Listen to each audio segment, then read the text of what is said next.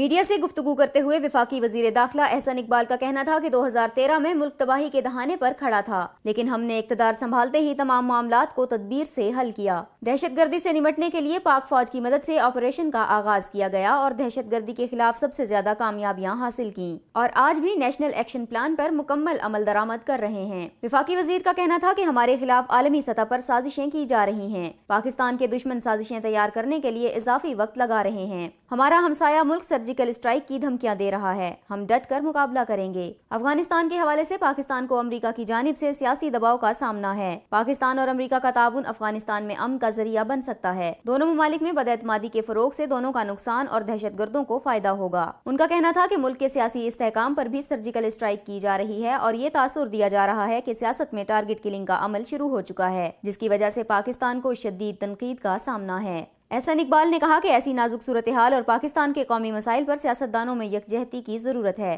جس کے لیے پارلیمنٹ موجود ہے۔ ہمیں پارلیمنٹ کی بھی مرکزی حیثیت کا احترام کرنا چاہیے اور پیش نظر رکھنا چاہیے کہ پارلیمنٹ ہی بڑا ادارہ اور جمہوریت کی اساس ہے۔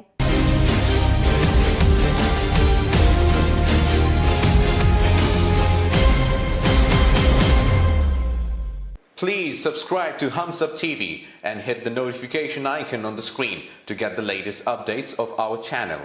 Thank you for watching Hums Up TV.